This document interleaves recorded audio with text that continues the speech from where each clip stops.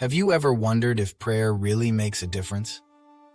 What if I told you that faith-filled prayers can heal and restore not just your body, but your soul?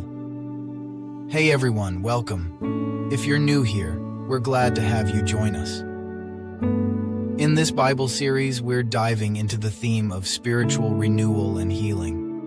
Each week, we'll explore scripture that speaks to our need for God's mercy, forgiveness, and restoration. Today, we're diving deep into the power of prayer and Jesus' ability to heal and restore.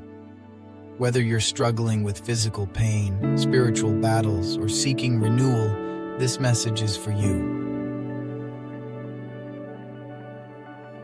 Before we start, let us seek first God's guidance as we read His words. Let us pray. Heavenly Father, we come before you with open hearts, seeking your presence and guidance as we read and reflect on your word.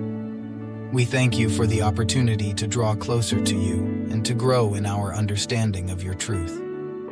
We ask that you prepare our hearts to receive what you have for us as we explore these scriptures. Help us to focus on the message you have for us. Let your Holy Spirit illuminate our minds so that we may understand your word deeply and apply it to our lives. May these readings renew our spirits, strengthen our faith, and transform our hearts. Lord, we ask that you remove any distractions and fill us with a desire to know you more. May this time spent in your word be a moment of encounter with your grace and truth.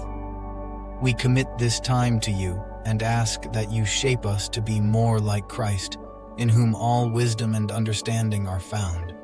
In Jesus' name we pray. Amen.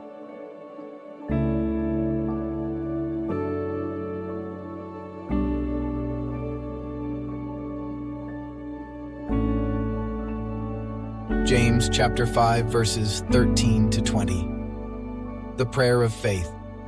Is anyone among you in trouble? Let them pray. Is anyone happy? Let them sing songs of praise. Is anyone among you sick? Let them call the elders of the church to pray over them and anoint them with oil in the name of the Lord. And the prayer offered in faith will make the sick person well. The Lord will raise them up.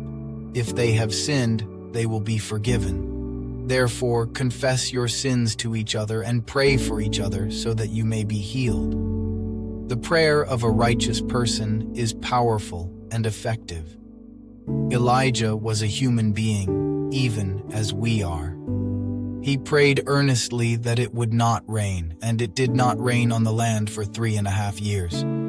Again he prayed, and the heavens gave rain, and the earth produced its crops. My brothers and sisters, if one of you should wander from the truth and someone should bring that person back, remember this: whoever turns a sinner from the error of their way will save them from death and cover over a multitude of sins. This passage encourages us to use prayer as a powerful tool for healing and restoration. When we pray in faith, we can trust that God not only hears us, but also moves in our lives. It's a reminder that we are not alone in our struggles. God's healing touch is just a prayer away.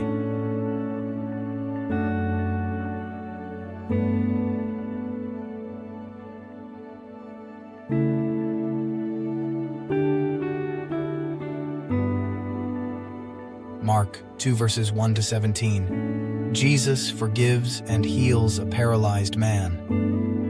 A few days later, when Jesus again entered Capernaum, the people heard that he had come home. They gathered in such large numbers that there was no room left, not even outside the door, and he preached the word to them. Some men came, bringing to him a paralyzed man, carried by 4 of them.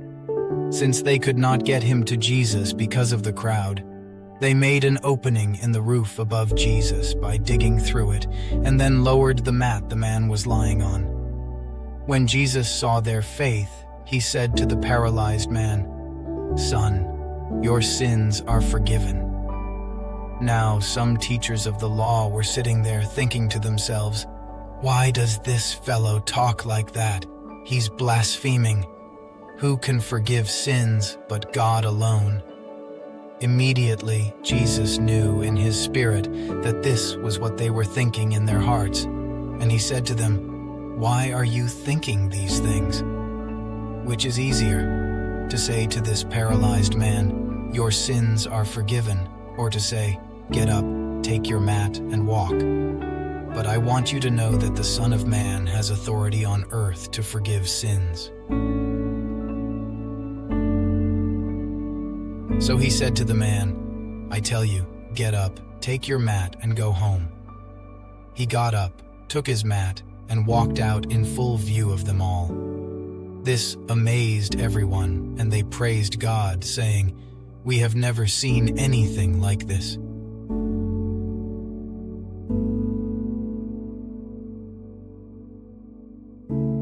Jesus calls Levi and eats with sinners. Once again, Jesus went out beside the lake. A large crowd came to him, and he began to teach them. As he walked along, he saw Levi, son of Alphaeus, sitting at the tax collector's booth. "Follow me," Jesus told him, and Levi got up and followed him. While Jesus was having dinner at Levi's house, many tax collectors and sinners were eating with him and his disciples, for there were many who followed him. When the teachers of the law, who were Pharisees, saw him eating with the sinners and tax collectors, they asked his disciples, "Why does he eat with tax collectors and sinners?" On hearing this, Jesus said to them, "It is not the healthy who need a doctor, but the sick. I have not come to call the righteous, but sinners." This story shows us that Jesus' power of healing goes beyond the physical. He addresses the root of our brokenness, sin.